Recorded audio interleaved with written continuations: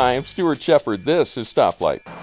You know, when I go to the movies, I don't want to go see a boring documentary. I want a comedy. I want something funny. I want something that makes me laugh.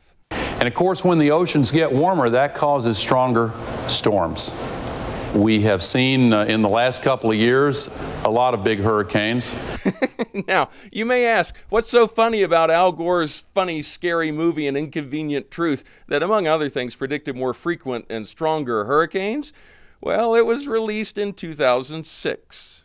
Not to get too technical here, but this is a graph of the energy of all tropical storms and hurricanes worldwide up through 2006. If you imagine that line continuing to climb, as Al did, it looked a little ominous. But here's what really happened in the years since. It fell off a cliff. Now it's at a 30-year low, perhaps the lowest ever recorded. Oops.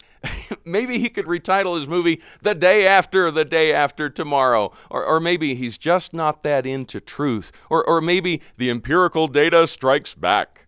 Meanwhile, the University of Wisconsin-Madison just released a study that shows the recent warming that began in the late 70s actually leveled off in 2001.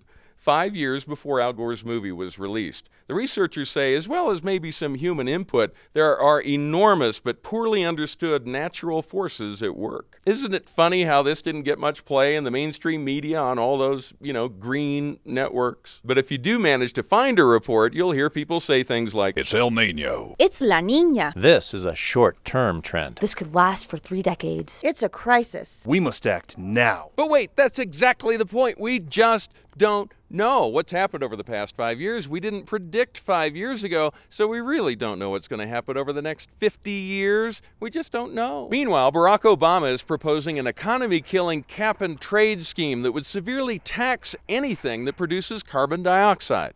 Like electricity. But you don't have to take my word for it. Here's the world's leading expert on Obama's plan. Under my plan of a cap-and-trade system, electricity rates would necessarily skyrocket. So to solve a problem that may not be a problem, he proposes an expensive solution that may not have any impact whatsoever, and your family gets to pay for it. Speaking of inconvenient,